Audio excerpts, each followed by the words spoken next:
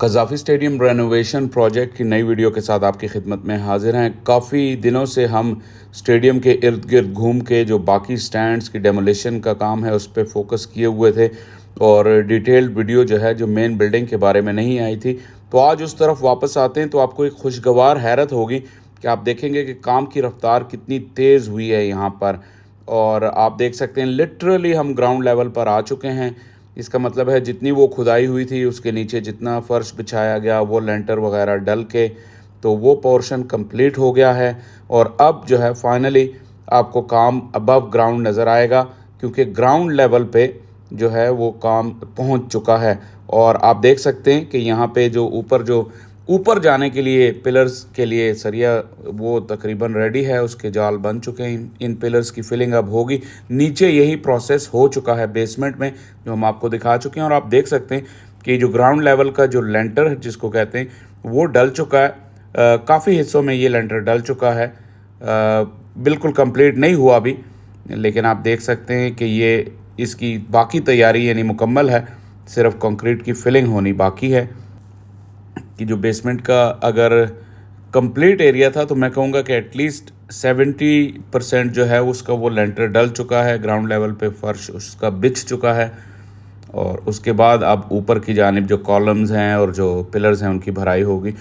काफ़ी उम्मीद अफज़ा सूरत हाल है ये, क्योंकि जिस तरह पिछली वीडियो में मैंने आपको बताया था कि तकरीबन तमाम ही जो स्टैंड्स हैं वो बिल्कुल उनकी जो स्टेप्स थे जो स्टेयर्स थी वो तोड़ दी गई हैं और उनको बिल्कुल पीछे तक साफ मैदान बना दिया गया है जहाँ से वो शॉप्स की बैक साइड लगती थी इन स्टैंड्स को। और वहाँ से अब जो है फर्दर ऊपर की जानिब काम होगा। काफ़ी सारे आपके इंटरेस्टिंग कमेंट्स आते हैं और जिसमें स्टील स्ट्रक्चर की जो स्टैंड्स हैं उनकी बात होती है कि उसमें ज़्यादा वक्त नहीं लगेगा और वो जल्द ही कंप्लीट हो जाएंगे। ज़्यादातर जो मेरी मालूमात के मुताबिक जो स्टील स्ट्रक्चर वाले जो स्टैंड्स हैं वो तो टेम्प्रेरी होते हैं। ज़ाहिर है कंस्ट्रक्शन ये मेरी फील्ड नहीं है तो मुझे मालूम नहीं है कि कोई परमानेंट भी इस तरह के स्टील स्ट्रक्चर के स्टैंड्स होते हैं। मैं तो जो रिवायती कंस्ट्रक्शन है उससे ही वाकिफ़ हूँ कि उसमें आपको जो है वो स्टेप्स उठाने पड़ते हैं। तो अगर आप में से कोई ज़्यादा मालूमात रखते हैं इस बारे में कि स्टील स्ट्रक्चर के परमानेंट स्टैंड्स कैसे बनते हैं तो आप ज़रूर कमेंट सेक्शन में बताइएगा। लेकिन क्योंकि काम 3 शिफ्ट में हो रहा है और 24 घंटे हो रहा है, डेली बेसिस पे हो रहा है, अब मौसम की तरफ से भी वो रुकावट नहीं है, बारिश नहीं हुई। जनरली लाहौर में सर्दियों की जो पहली बारिश होती है वो कहीं जाके एंड ऑफ नवंबर दिसंबर तक होती है। तो अगर तब तक ये ग्रे स्ट्रक्चर कंप्लीट हो चुका हुआ तो फिर बारिशों के बाद भी या दिन छोटे होने की वजह से भी कोई आपको जो है वो मसला नहीं होगा, क्योंकि आप ज़ाहिर 24/7 काम कर रहे हैं। और जब इंडोर काम शुरू होगा फिनिशिंग का तो उसमें मौसम की जानिब से कोई रुकावट नहीं पड़ेगी।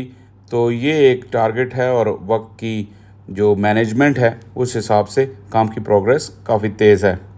और जैसा आपको पता है कि मैं यहाँ फैसलाबाद में हूँ और पीसीबी के ऑफिशियल से हमारी रेगुलर जो है वो मुलाकात होती रहती है ऑफ द रिकॉर्ड। तो वो भी इस चीज़ पर काफ़ी मुसिर हैं कि विल है पीसीबी की रिसोर्सेज सारे झोंक दिए गए हैं इन प्रोजेक्ट्स में, क्योंकि गलती की गुंजाइश है नहीं। और चैम्पियंस ट्रॉफी को लेके बहुत ज़्यादा पुरुम्मीद हैं पीसीबी। ज़्यादातर आप लोगों की जो एक और कमेंट जिसको मैं यहाँ टच करूँगा वो है अरबाब न्यास स्टेडियम के बारे में कि वो बहुत ऐसा लगता है कि शायद कंप्लीट है और काफ़ी अरसे से उस पर काम हो रहा है। लेकिन मैं आपको बताता चलूँ कि वो बहुत बुरी तरह मिसमैनेज हुआ और केपी गवर्नमेंट का अभी भी उस जानिब कोई ख़ास ध्यान नहीं है, इसलिए आप पीसीबी से गिला कर नहीं सकते।